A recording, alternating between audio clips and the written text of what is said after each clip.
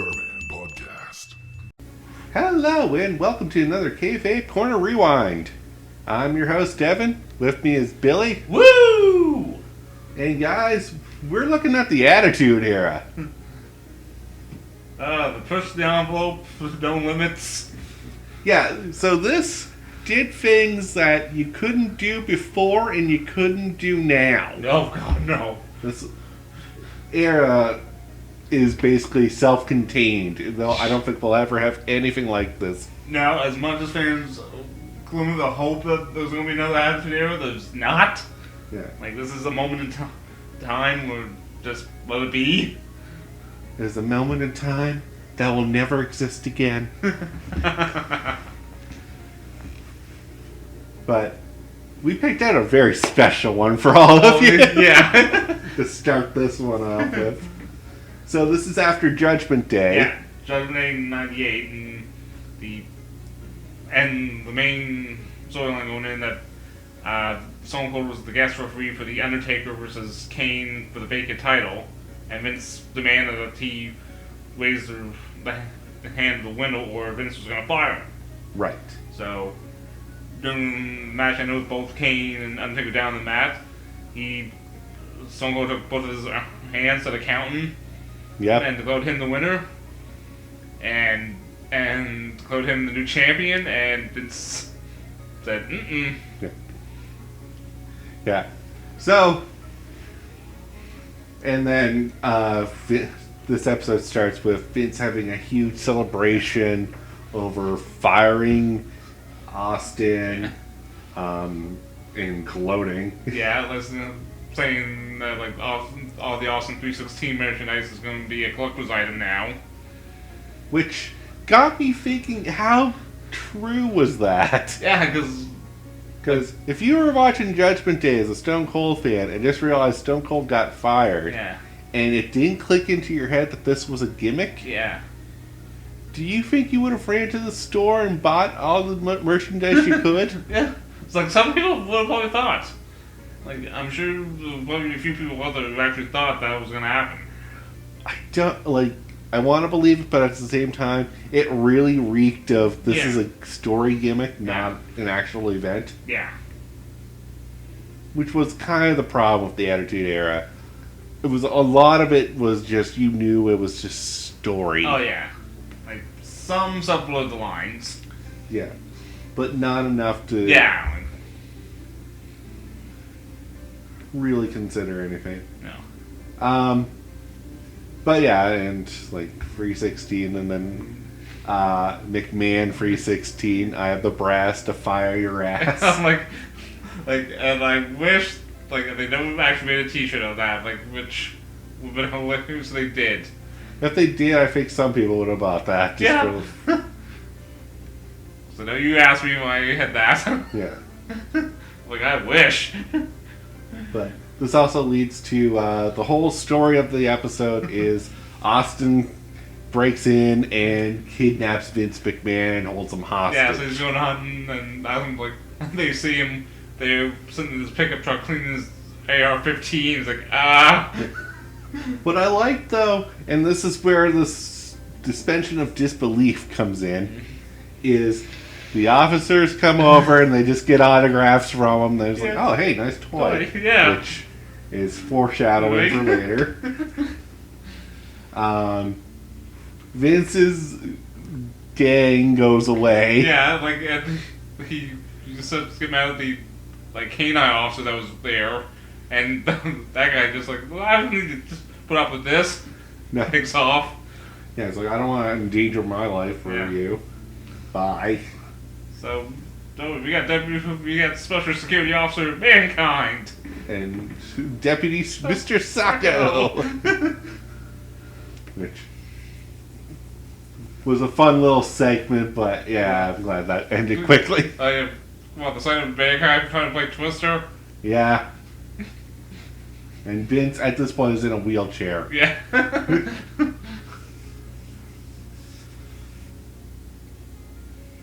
Anyways. And this was one of the things that always bothered me with the Attitude Era, was a lot of the time the backstage story was way more important or more interesting than the wrestling. Yeah, like that's. Yeah, I know that was always hard because, like, so, like, 'cause that's why a lot of the old school wrestlers, like Superstar Billy Graham and Bruno Sammartino, blasted the WWF during the Attitude Era, saying that's not wrestling. Yeah. And no, it's not. It's entertainment now. Yeah. We're here to entertain the masses. Yeah. Unfortunately, just actual wrestling isn't doing it anymore. No, like. Which is a shame. If you came for wrestling, you weren't really getting wrestling. No, like you get like on the shows, yeah, more things. We go to a live event, yeah. Yeah. But it kept you tuned in because you're like, what crazy nonsense are they gonna do next week? Oh yeah, like Stone Cold always said in the interviews he loved going to work on Mondays because the writers would give him the best things to do. Yeah. I imagine a lot of the other roster fought the same way. Oh yeah. Like, yeah, we went into the era where the story matters. Yeah. And the story continues to the next episode. Yeah. Not just to the next pay-per-view. Yeah.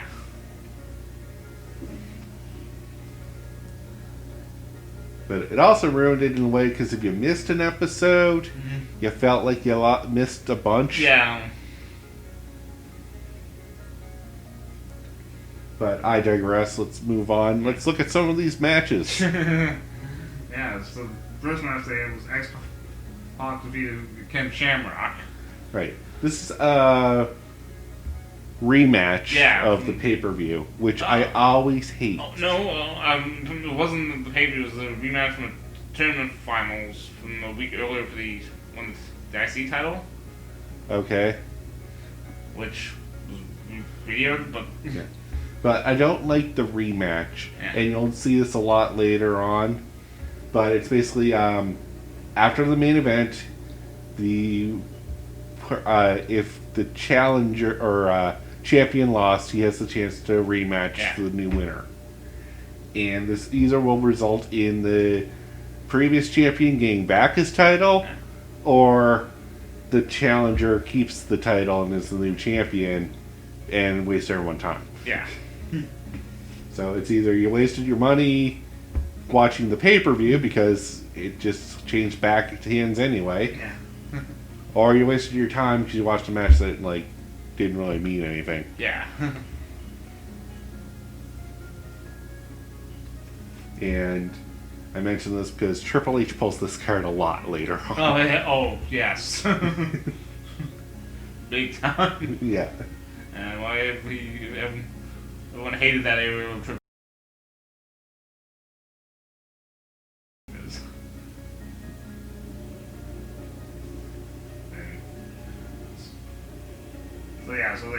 So in this match, like I said, I think was it at one point China's with X-Pac.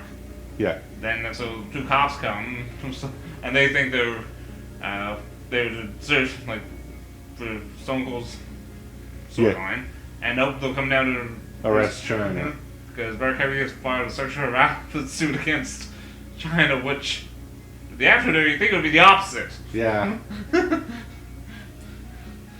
But also, this match was meant to more build up the upcoming rivalry between Kent Shamrock and Mankind. Yeah, because Mankind comes get involved, then Kent Shamrock does the same thing later on in Mankind's match. Yeah.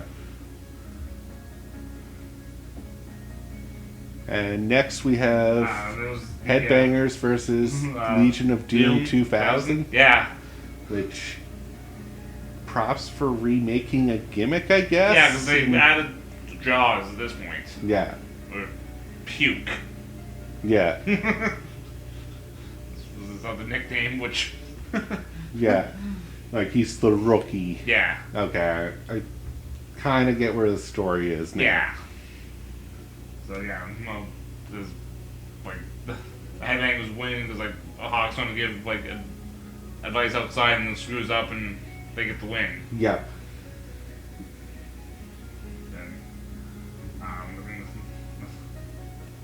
And I think after that the match was Steve Blackman versus Jeff Jarrett. Yeah. Which I never took Steve Blackman as an official wrestler. He was always just that guy that was there to kick someone. Oh yeah, like like this guy who he didn't have to say anything. Yeah, he just comes to the ring, fights, and that's it. And then you don't never hear from him until he goes back to the ring again. Did he have any storylines outside of the ring? Living around with Al Snow. Okay. But it's freaking Al Snow. Yeah. Sorry. No, bring out his comedic side. Yeah. And speaking of Al Snow comes in to interrupt the... Well, not interrupt, but save... Oh, yeah, I'll save. And after, I think the Blue Blazer gets involved. Yeah. Whoever that is. Yeah, I know, right? Yeah. Then it looks like that Jeff Jarrett just clobs him with the guitar. Yeah. And Al Snow is left twitching on the floor. Yeah, which... like, well, he sold that. Good sell. Yeah. I hope he was selling that. And I didn't know... And I think after this is when we had the segment with Tiger Lee Singh. Okay. Oh yeah, that segment. Yeah. Like, for example, you can do the action here. I can't get away with now. Yeah, I don't even think we can really discuss what happens in that segment. I'll just say, all these things was going to be the very known man of the Attitude Era. Yeah, that's a gimmick that doesn't really fly very well. No, we'll just say what happened. Props for he's trying to make himself the most hated person in the roster, and that's a great way of doing it. Just doing hey, you can get, I'll pay you $500 to do this embarrassing thing. Yeah. That doesn't run with the Godfather, because... Yeah. And, well, we'll leave it at that. If you want to find out more, you go look it up yourself. Yeah. We can't go into it here on this show. As much as we'll want to, because it's a ridiculous segment. It was the most ridiculous, I think. It is. And after that, I think the match was The Rock defeated D'Lo Brown. Yeah. Which I was... Mark Henry on the sidelines. Yeah. I always like D'Lo Brown in this area because he has the chest protector. Yeah. I can never remember what storyline injury he had, but I remember just him coming out with the chest protector. Then he would hit his splash. Yeah. I'm like, ooh, that would hurt. Yep.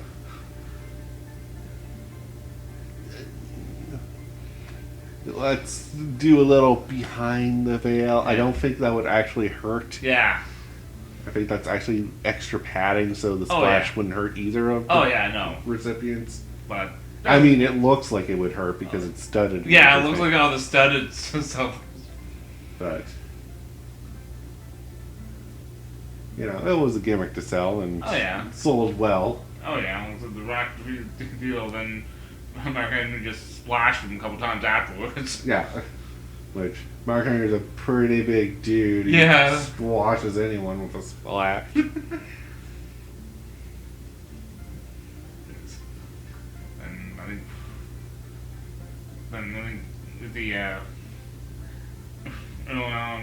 you've got to mention the segment between Undertaker and Kane. Right, we're getting to this. Yeah. So, I guess Paul Blair joins the Undertaker once again.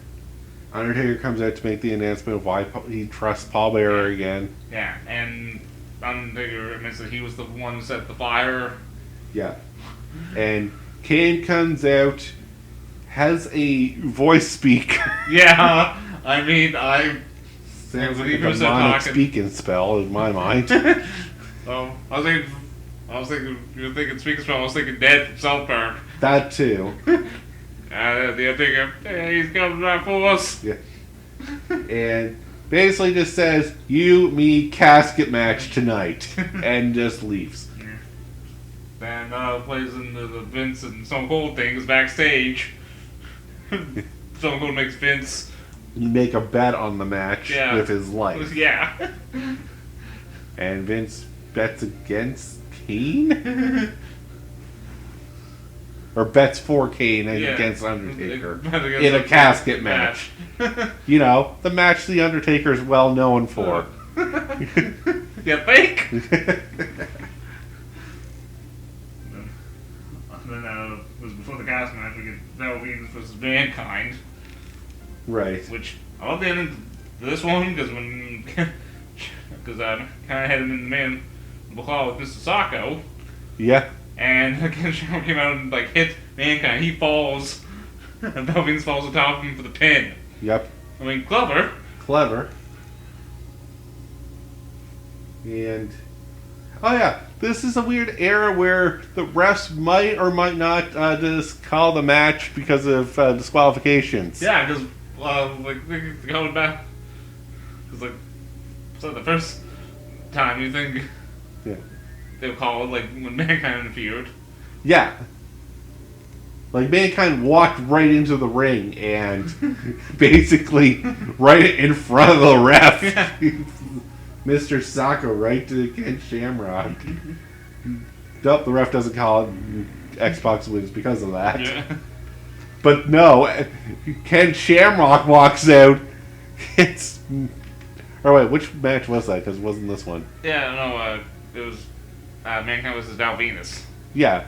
No, but that wasn't called because Ken Shamrock did that from behind the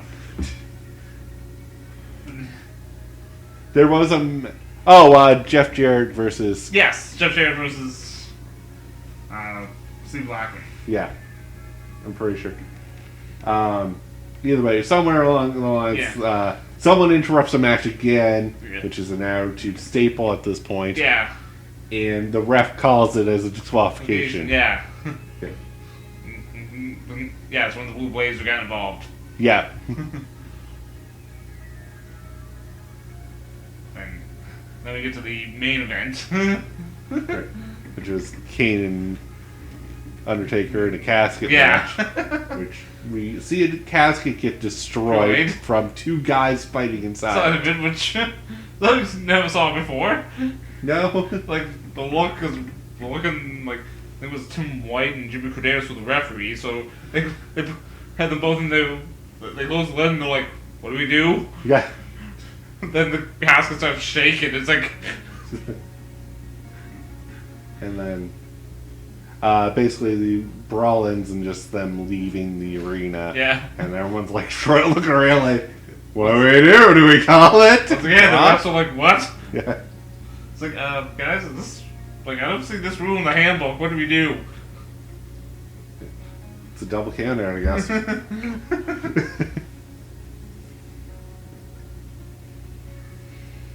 And then we get to the wrap-up of the story arc of Vince McMahon being kidnapped by Stone Cold Steve Austin. Oh, boy.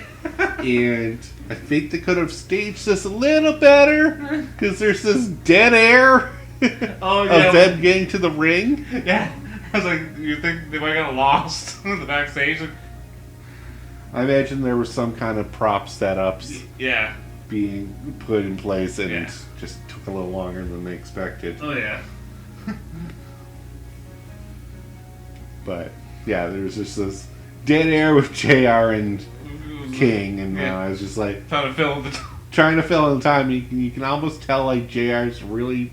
Or King is really trying just to fill the air so that it doesn't look bad, but it's looking really worse. Oh, yeah. But finally, Stone Cold gets Vince into the ring. Hands him a piece of paper. And pulls out the fake gun. Yeah. Has like basically Vince in tears and Vince, wet in other ways possible. Oh my god, Vince was selling like eyes, like him crying, like just like scared to death. Like Vince sold that very well. Oh yeah, no, like he. And then it's like, yeah, you may want to look up, Vince, because your eyes are about to pop out in front of your skull. Yeah. Pulls the trigger. And it's a little bang. Flag, like the flag comes out. Bang, 316. Yeah. I'm like, oh my god. I was like, well, Vince, I think we had a little accident here. Yeah. And then show over, really. Yeah, because just that one line is like, oh, I think we've got another t-shirt on the way. Yeah. Fortunately, we can't go really into that, Yeah, but that's... And then we got a little after show on this one because of your programming, which is kind of... Yeah, like I want to extra attitude. Extra It attitude. was called. And I'm like, oh, I didn't even know they did this. Yeah. So this is... after the show, they show Vince leaving the arena, and props to whoever threw a cup and nailed Vince in the ass with it. Yeah, like... If you're out there listening to this, I want you on my show. It's like, you got good aim. You have good aim, and I would like to get a little interview with you on how that felt. Yeah, especially find out where you were sitting, too, because... Yeah. Because, damn, that was a good shot. Yeah, just sit there and seems like, I can just get in the air. Yeah. And I was like, this is the era where people are going to chuck things at you. Yeah. And the air with the laser pointers. Oh, yes. Let's turn back the dial a little bit on this, because I almost had a heart attack for poor Paul Bearer, because someone had those stupid laser pointers and one right on his forehead. I was like, someone's got a sniper rifle. Sniper, get down!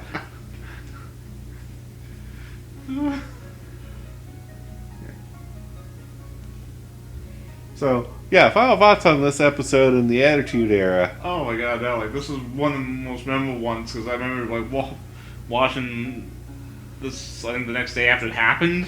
Yeah. Because I'm watching it because my dad wanted to show it to me. I'm like, oh my god. Yeah. I imagine a lot of people know what we're talking about, because a lot of people have probably seen highlights of this one. Oh, yeah. Yeah, hence why we didn't go into a lot of detail, because there's so many highlights out there. Oh, yeah, I know. That just go experience for yourself, man. Oh, yeah, I know. Kind of worth it. But with that, I'm, again, your host, Devin. Billy, dig it. Have a good one, guys.